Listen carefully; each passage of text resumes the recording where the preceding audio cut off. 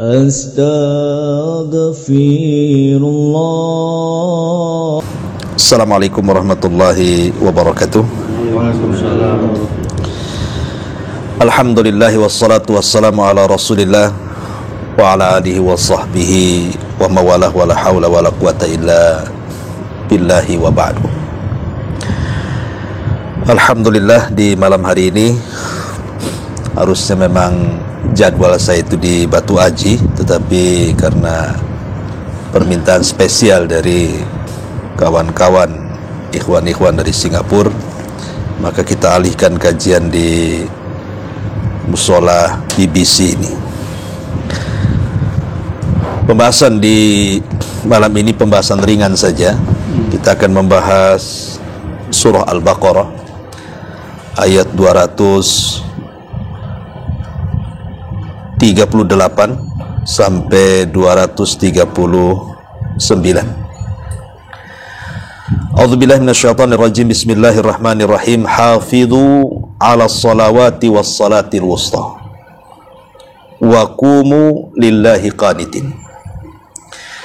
Fa in khiftum farijalan aw rukbanan fa idza amintum fadhkurullaha kama 'allamakum ma lam takunu ta'lamun. Jaga oleh kalian solat-solat 5 waktu, terutama solat wusta, dan berdirilah untuk Allah subhanahu wa ta'ala dengan penuh ketaatan. Maka apabila kalian takut, maka kalian boleh solat dalam kondisi berjalan ataupun berkendaraan. Tapi apabila kalian merasa aman, maka ingatlah Allah sebagaimana yang telah diajarkan kepada kalian yang sebelumnya kalian tidak tahu. Di dalam ayat ini ada kalimat salatul wusta. Ini yang kita akan bahas. Apa itu salat wusta? Dan apa rahasianya? Apa keutamaannya? Kenapa kemudian salat wusta ini dibedakan? Sampai Allah mengatakan, jagalah oleh kalian solat 5 waktu, terutama solat wusta. Seolah-olah dibedakan. Sebagian para ulama mengatakan kalimat wusta itu memang secara bahasa artinya solat pertengahan. Tapi yang dimaksud di sini bukan pertengahan. Karena sulit solat mana yang pertengahan dalam 5 waktu ini. Sehingga para ulama mengatakan bahwa arti wusta di situ artinya solat yang memiliki keagungan dan ketinggian dibandingkan solat-solat yang lainnya. Dan itu berdasarkan ayat Al-Quran, wa kadzalika ja'alnakum ummatan wasata. Begitulah kami jadikan kalian itu umat yang wasat. Maksudnya umat yang paling tinggi di antara umat-umat yang lainnya. Di sini ada kalimat wasat, dan di sana ada kalimat salatul wusta, sama diambil dari wasat. Jadi salatul wusta itu salat yang paling tinggi, yang paling mulia, yang paling agung dibandingkan salat-salat yang lainnya. Itu secara definisi salat wusta. Lah salat wusta sendiri terjadi silang pendapat. Dia salat apa? Karena salat itu kan 5 waktu. Ada maghrib, ada isya, ada subuh, ada zuhur, ada asar. Yang mana satu salat wusta ini? Di sini ada 3 pendapat disebutkan para ulama. Pertama, maksudnya salat wusta itu salat asar, dan ini berdasarkan dalil. Nanti saya akan sebutkan. Kemudian yang kedua, ada yang mengatakan salat wusta itu salat subuh. Dan yang ketiga, salat wusta itu tidak tahu yang mana satu. Sama dengan Lailatul Qadar, tidak tahu di mana harinya. Dan sama dengan Ismul A'zam, nama Allah yang agung dalam Asmaul Husna, yang mana satu kita tidak tahu. Jadi 3 pendapat tentang solat wusta ini. Satu, ada yang mengatakan dia solat asar. Yang kedua, dia adalah solat subuh atau solat fajar. Dan yang ketiga, tidak tahu yang mana satu. Bisa duhur, bisa asar, bisa maghrib, bisa isya, bisa yang lainnya. Gitu. Kita tidak tahu yang mana satu. Supaya kita lebih menjaga 5-5-nya. Ini 3 pendapat yang masyhur di antara para ulama. Adapun pendapat yang pertama, bahwa solat wusta itu diambil daripada solat asar itu karena ada nas tersendiri. Memang Rasul yang mengatakan solat wusta, di mana Nabi SAW ketika perang Parit, perang Ahzab atau perang Khandaq, Quran menyebutnya Ahzab, ya. Ahli sejarah menyebutnya Khandaq. Kita menyebutnya Parit, perang Parit gitu ya. Jadi ketika Nabi SAW menjaga Parit itu supaya musuh jangan masuk, karena kan kota Madinah di zaman itu kiri kanan bukit dan belakang kebun kurma yang luas, sehingga memungkinkan musuh itu masuk dari depan saja. Makanya oleh Nabi dibuat parit depan itu. Jadi Nabi itu berusaha jangan sampai ada kuda meloncat, kuda-kuda musuh tuh. Jadi Rasul terus memanahi parit itu sampai di waktu asar. Tapi musuh terus menyerang, dan Rasul tetap bertahan sampai di waktu maghrib. Rasul belum sholat asar tuh, sudah masuk maghrib. Akhirnya kemudian musuh baru berhenti menyerang setelah terbenam matahari. Artinya sudah masuk waktu maghrib, baru Rasul sholat asar. Di sini Rasul marah dan mengatakan, mala Allahu kuburahum wa buyutahumun nar. Semoga Allah memenuhi api-api dalam kuburan-kuburan mereka dan rumah-rumah mereka. Kenapa? Karena mereka sudah mengakhirkan sholat wusta dari aku. Berarti di sini sholat wusta, sholat asar.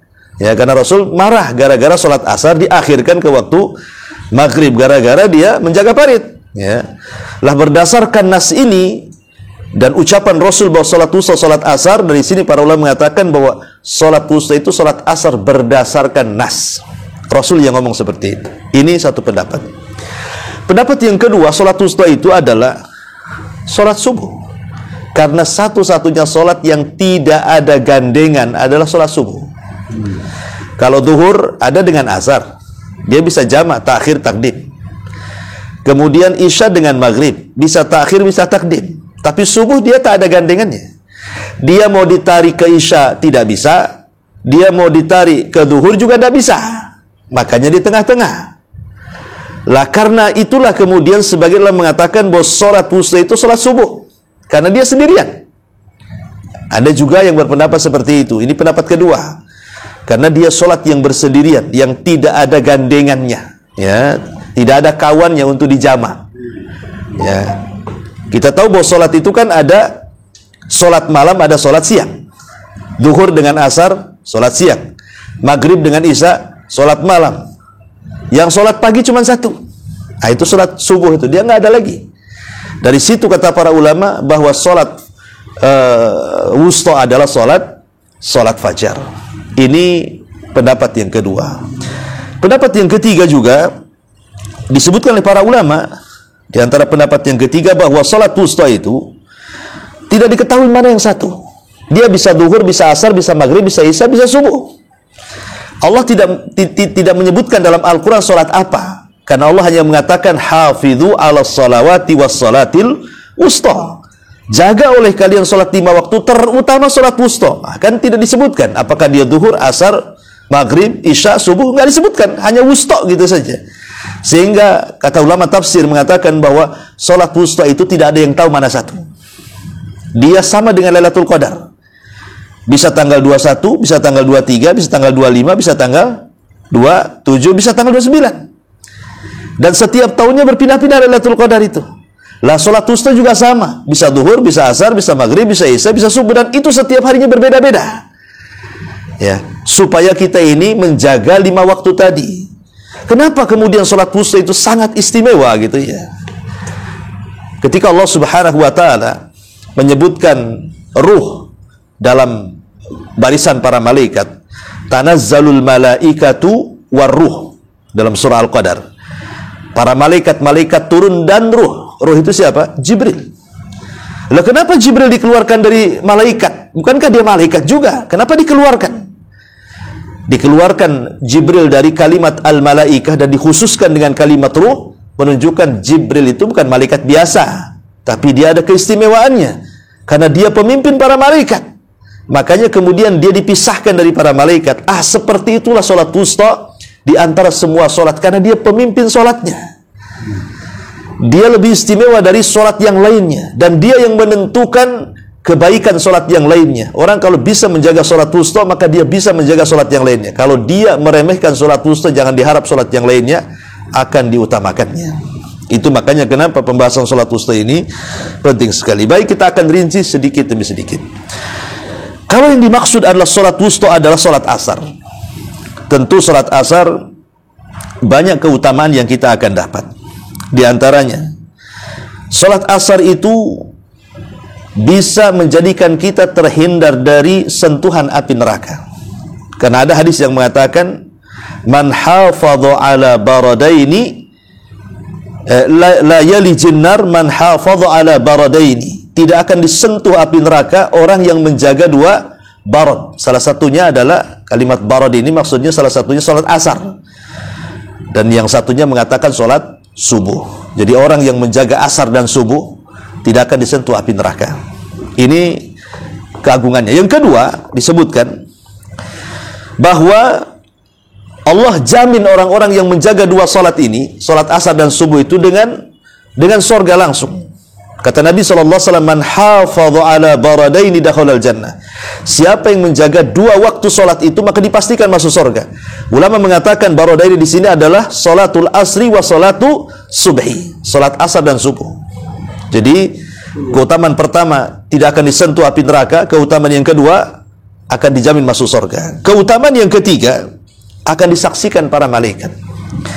Setiap hari ikhwatu fiddin yang dimuliakan Allah Azza wa Jalla, malaikat ini kan macam-macam ya bentuknya. Ada raqib dan atid yang mencatat semua apa yang kita ucapkan, itu dicatat raqib dan atid itu. Baik yang mengandung dosa, baik yang tidak mengandung dosa, baik yang mengandung pahala, semua dicatat. Tapi ada malaikat lain yang bukan raqib atid. Mereka malaikat-malaikat yang disebut dengan malaikat-malaikat hafadhah. Jadi Allah Subhanahu wa taala akan mengutus malaikat-malaikat ini, ada sip malam, ada sip siang. Mereka mencatat semua kebaikan kita di malam dan di siang hari. Pertemuannya itu di salat subuh dan salat asar. Ketika malaikat ini sudah mencatat, mereka pulang menghadap Allah. Apa kata Allah? Ma taraktum ibadi. Sedang apa kalian tinggalkan hamba-hambaku? Maka mereka mengatakan, atainahum wa hum yusallun wa taraknahum wa hum yusallun. Kami datang mereka sedang salat ya Rabb, dan kami tinggalkan mereka sedang salat. Maknanya ketika malaikat siang turun untuk mencatat amalan kita di siang hari, mereka turun di waktu orang sedang salat subuh. Maka mereka akan mencatat si fulan salat subuh. Sampai kapan? Sampai asar. Ketika orang sedang salat asar, maka malaikat siang naik, malaikat malam turun dan mencatat si fulan salat asar. Berarti zuhur dicatat satu malaikat, malaikat siang saja. Asar dicatat dua malaikat, malaikat siang dan malam. Maghrib dicatat satu malaikat saja, malaikat malam saja. Isya dicatat satu malaikat, malaikat malam saja. Subuh dicatat dua malaikat, malaikat malam dan siang. Makanya kemudian asar dan subuh itu punya dua pahala. Karena dicatat malaikat malam dan siang, karena pertemuannya di situ. Ya, itulah yang kemudian kenapa sholat itu sangat disaksikan para malaikat. Sholat subuh dan sholat asar itu. Bahkan lebih daripada itu, bahwa orang yang meninggalkan sholat asar itu dianggap nifak. Kata Nabi SAW, sholat yang paling berat dilakukan orang munafik itu adalah sholat subuh dan asar. Itu orang munafik paling berat melakukannya. Maka orang yang kemudian meninggalkan sholat asar, maka ada alamat kemunafikan dalam hatinya. Bahkan lebih daripada itu, Nabi Sulaiman, ingat kalau kisah Nabi Sulaiman yang disebutkan di dalam surah Shad, ya, ayat 30-33 itu kan menceritakan Nabi Sulaiman itu kan punya koleksi ya, punya semacam kesukaan memelihara kuda. Karena di Nabi Sulaiman itu kan panglima perang, suka perang. Jadi dia suka dengan kuda perang tuh, dikumpulin banyak sekali kuda perangnya. Jadi saking hobinya dengan kuda, Nabi Sulaiman itu selalu mengusap, melihat, mengelus. Pokoknya namanya orang hobi kan pasti akan ditongkrongi hobiannya, sama dengan orang hobi adu ayam kan itu. Pagi-pagi udah diusap, udah dimandiin. Orangnya belum mandi, ayamnya udah mandi, ya kan? Biasanya begitu. Orang suka kucing, kucingnya mandi bersih, yang punya kucing tak mandi-mandi, ya kan? Karena biasa orang punya peliharaan, apalagi kemudian hobi, pasti akan ditekuni hobinya kan? Lah Nabi Sulaiman tuh saking hobinya dengan kuda, setiap sore dia nengokin kuda saja, sampai ketika terbenam matahari lupa dia sholat asar. Sebagian para ulama mengatakan sholat yang ditinggalkan Nabi Sulaiman itu sholat asar. Dia lupa sholat asar. Maksudnya sholat asar menurut syariat umat dulu, ya kan? Makanya ketika dia lalai, lupa sholat asar, maka keesokan harinya kudanya disembelih semua. Karena marah, kenapa sampai kemudian kuda-kuda itu melalaikan dia dari sholat asar. Tetapi di sini timbul kaedah, man taraka syai'an lillahi awadallahu khairum minhu. Siapa yang meninggalkan sesuatu karena Allah, Allah ganti sesuatu itu dengan yang jauh lebih baik lagi. Ketika Sulaiman menyembelih kuda-kudanya gara-gara terlalaikan dari sholat asar, maka Allah ganti dengan ditundukkan angin dan awan kepada Sulaiman. Sekarang kencang mana? Naik awan dengan angin atau naik kuda kan gitu? Ya naik awan lah. Diganti dengan yang lebih baik lagi. Makanya jangan takut kalau meninggalkan sesuatu karena Allah, pasti Allah akan ganti. Ya, banyak, pasti Allah ganti. Banyak saudara-saudara kita yang dulu kerja di bank konvensional yang ada ribanya, keluar mereka karena Allah ini haram riba, akhirnya jadi pengusaha wira swasta, lebih lagi banyak duitnya dia, karena yakin bahwa siapa yang meninggalkan sesuatu karena Allah, Allah ganti kan begitu. Nah, di zaman Nabi Sulaiman itu yang ditinggalkan Sulaiman sholat asar. Makanya sebagian para ulama mengatakan umat dulu mereka terlalaikan dari sholat asar. Kemudian Allah anugerahkan kepada umat Islam dengan sholat asar, maka siapa yang melakukan sholat asar maka dia dapat dua pahala. Pahala umat dulu yang dilalaikan dan pahala yang Allah berikan kepada umat Islam. Itu diantara keutamaan sholat asar juga. Bahkan orang-orang musyrik itu tahu bagaimana di zaman Rasul itu para sahabat sangat mementingkan sholat asar, sampai mereka mengatakan, inna lihaula'i salatun hiya ahab ilaihim min abaihim wa abkarihim. Apa kata orang-orang musyrik itu kepada para sahabat Nabi? Sesungguhnya mereka, para sahabat itu, mereka ada solat yang paling dicintai oleh mereka dibandingkan bapa dan anak mereka. Maksudnya solat asar. Coba bayangkan, para sahabat mencintai solat asar itu melebihi bapak mereka dan melebihi anak mereka. Sampai seperti itu cintanya kepada solat asar. Kalau kita tidak, apalagi kalau sudah belanja di mall, datang waktu asar, mana ada lebih cinta sholat asar, lebih cinta belanja lah, nanti ada waktu lagi katanya. Kan itu kan, ini kan masalah kan. Orang dulu lebih cinta daripada sholat asar dibandingkan orang tua dan anak mereka. Sekarang bicara mall pula lah, la haula wala quwata illa billah. Jadi ini bagaimana kemudian keutamaan sholat asar, kan itu sholat wusta. Ya, bahkan dijelaskan dalam sebuah hadis, salasatun la yukallimuhumullahu yaumal qiyamah. Ada 3 orang tidak akan diajak bicara oleh Allah pada hari kiamat. Wala yang duru ilaihim, tidak akan dilihat pun pada hari kiamat. Kemudian salah satunya disebutkan, wa rajulun halafa ala yaminin kadhibatin ba'dal asri liyaqtati'a biha mala rajulin muslimin. Salah satunya adalah seorang laki-laki yang bersumpah dengan sumpah dusta setelah asar untuk mengambil harta seorang muslim dengan cara batil. Lihat bagaimana sumpah sampai ditekankan hukumannya tidak akan dilihat, tidak akan dipandang, tidak akan diajak bicara orang yang bersumpah palsu kalau dilakukan setelah asar. Jadi sumpah palsu kalau dilakukan umpamanya duhur, malam, tidak masuk ancaman ini. Tapi kalau dia berdusta dengan sumpah palsu setelah asar, maka hukumannya tidak akan dilihat Allah, tidak akan diajak bicara lagi. Saking pentingnya tuh waktu asar itu, sampai waktu itu loh orang bersumpah saja lipat gandakan tuh dosanya kalau dia bersumpah dengan sumpah palsu. Menunjukkan memang waktu itu sangat istimewa sekali, ya, karena memang itu adalah sholat wusta di situ. Ini bagi yang mengatakan sholat wusta itu sholat asar, kan jelas keutamaannya. Bagi yang mengatakan sholat wusta sholat subuh, lebih hebat lagi keutamaannya. Ya, sholat subuh sering saya jelaskan kepada antum tentang keutamaannya. Gak apa-apa kita ulang.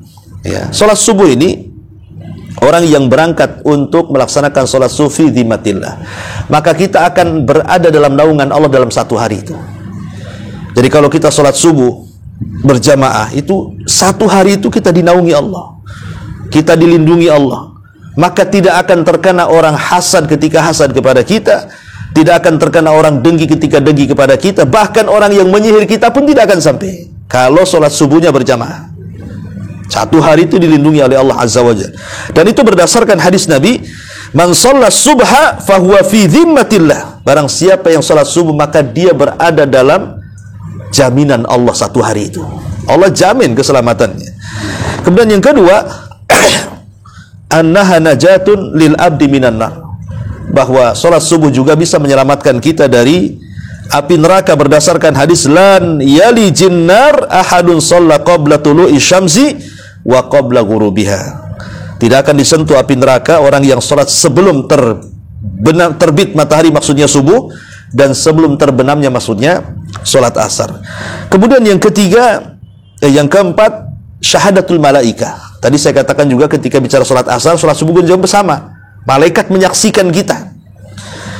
Bahkan orang-orang yang membaca Al-Quran di solat subuh itu, inna Qur'an al-fajri kana masyhuda, disaksikan para malaikat. Makanya satu-satu solat yang disunahkan dipanjangkan bacaan itu solat subuh. Ya, solat subuh itu kalau bisa dipanjangkan sedikit gitu ya, diulang-ulang nggak apa-apa kalau memang tidak punya hafalan. Karena itu disaksikan para malaikat bacaannya. Termasuk juga kalau kita solat subuh berjamaah, maka kita mendapatkan separuh malam dan kita tegakkan solat malam. Karena ada hadis yang mengatakan, siapa yang melaksanakan solat isya berjamaah, siapa yang melaksanakan solat subuh berjamaah, berarti antara isya dan subuh itu kita habiskan untuk qiyamul lail. Walaupun kita tidur, seolah-olah pahalanya gitu maksudnya. Jadi kalau kita solat isya jamaah, subuh juga jamaah, berarti antara waktu isya ke subuh, seolah-olah kita mendapatkan pahala qiyamul lail. Satu malam suntuk. Sampai seperti itu pahalanya ya. Kemudian juga yang lebih daripada itu, bahwa setiap orang, saya, antum semuanya, itu setiap tidur kan setan datang. Setan datang itu apa? Dia mengencingi telinga kita. Dia bersarang di lubang hidung. Nanti kalau waktunya kencing, dia kencing di telinga kita. Jadi toiletnya setan itu di telinga. Setiap malam mereka kencing kita. Makanya kenapa kalau kita bangun disunahkan apa? Istinshaq, memasukkan air ke hidung supaya setannya kabur kan itu ya. Kemudian berwudu, mencuci kuping kita kan. Kata para ulama bahwa apabila seseorang itu tidur, maka Nabi SAW memberitahu bahwa setan akan datang mengikat tengkuk setiap salah seorang di antara kalian 3 ikatan. Setiap satu ikatan, maka setan akan mengatakan, tidur malam masih panjang. Nanti diikat lagi, tidur malam masih panjang. Diikat lagi, tidur malam masih panjang. Padahal sudah subuh itu dibilang tidur malam masih panjang aja tuh sama setan tuh. Lah kata Nabi SAW, kalau dia terbangun, kemudian dia berzikir kepada Allah, maka hilang 1 ikatan. Kalau dia berwudu, hilang 2 ikatan. Kalau dia sholat, hilanglah semua ikatan itu. Sehingga di pagi hari dia bangun dalam kondisi baik hatinya, dan dalam kondisi semangat hidupnya, dan tidak ada tidak ada masalah yang akan mengenai satu hari kepada dia. Tapi orang yang tidak pernah bangun di sepertiga malam akhir atau subuh lah, nggak pernah bangun subuh, maka jiwanya jelek dan akan banyak masalah yang dia tidak tahu dari masalah itu datangnya dari mana, tidak tahu. Pokoknya banyak masalah aja satu hari itu, kata Nabi. Nabi yang ngomong, ya. Kalau orang tidak sholat subuh, pasti banyak masalah hidupnya. Bahkan masalah itu aneh, nggak tahu dari mana datangnya. Tentu banyak masalah saja. Ini belum selesai, datang itu belum selesai. Itulah bagaimana sholat subuh itu sampai seperti itu kalau sampai ditinggalkan. Karena memang itu sholat wusta. Bagi yang berpendapat sholat subuh itu sholat wusta, kan itu ya. Dan bagi yang terakhir tentunya yang berpendapat kalau memang sholat wusta itu adalah bukan subuh, bukan pula asar. Ya bisa jadi zuhur, bisa jadi asar, bisa jadi subuh. Pokoknya 5 waktu itulah kita yang tahu Allah, yang tahu Allah. Kita tidak tahu yang mana satu. Supaya kita memperhatikan 5-5-nya. Boleh juga ulama mengatakan seperti itu. Supaya kita jangan meninggalkan sholat 5 waktu masalahnya. Dirahasiakan yang mana satu sholat wusta itu. Karena itu sholat istimewa. Ya, tetapi kalau kita melihat berdasarkan nas dan juga pendapat jumhurul ulama, memang mereka menguatkan bahwa sholat wusta itu ada di sholat asar. Ya, itu kebanyakan para ulama lebih menguatkan sholat wusta itu sholat asar berdasarkan nas Rasul yang bicara seperti itu bahwa sholat wusta adalah sholat asar. Wallahu a'lam bishawab. Ini diantara faedah kajian maghrib. Taib, sebelum saya tutup, silakan kalau ada yang bertanya, kita buka tanya jawab. Kalau tidak, iya. Ini soal jemaah subuh ni. Isya jemaah subuh jemaah. Ya. Anda kata dia jemaah tu di masjid atau di rumah? Kalau secara bahasa jamaah itu artinya dilakukan lebih daripada satu secara bahasa. Oh, secara bahasa. Tapi secara istilah maksudnya sholat jamaah ya maksudnya di masjid bagi laki-laki, bagi perempuan ya di rumah. Itu maksudnya. Itu kalau pahalanya seandainya pahalanya isya sama subuh, seolah-olah kita berapa? Qiyamul lail. Jamaah. Iya, sholat jamaah di masjid lah. Tapi kalau saya sembahyang jemaah di Isyak di masjid, habis subuh di rumah. Berarti dapat separuh. Yang mana? Dapat separuh malam. Oh, separuh malam. Ada hadisnya. Dapat separuh menghidupkan qiyamul lail. Ustaz nasib baik. Ini pertama kali dia soal orang. Alhamdulillah. Tak pernah dia soal, 20 tahun belajar tak pernah soal. Alhamdulillah. Soal. Tak ada kawan tak? Masya Allah. Pernah ditanya. Allahu Akbar. Ini Dapat hidayah. Saya selalu cakap, Masya Allah. Tanya lah. Tak pernah tanya ini, pertama kali tanya. Alhamdulillah. Tapi Ustaz, apa makna ustok dulu? Ustok itu apa maknanya? Ustok tadi. Awusto. Maknanya apa? Ya, sholat yang paling mulia, yang paling tinggi. Secara bahasa tengah-tengah, tapi itu bukan maknanya. Secara bahasa tengah-tengah, secara istilah adalah sholat yang paling mulia dari semua sholat yang ada. Tapi secara bahasa tengah-tengah. Ya, secara istilah beda kan, ada secara istilah, ada secara bahasa. Dan kita kan memakai secara istilah, bukan secara bahasa. Oke, kalau cukup, karena diawali dan diakhiri dengan pertanyaan Pak Sukiman kan, nah, kita akhiri subhanakallah bihamdika, asyhadu an la ilaha illa anta astaghfiruka wa atubu ilaik. Allahu ta'ala, assalamualaikum warahmatullahi wabarakatuh.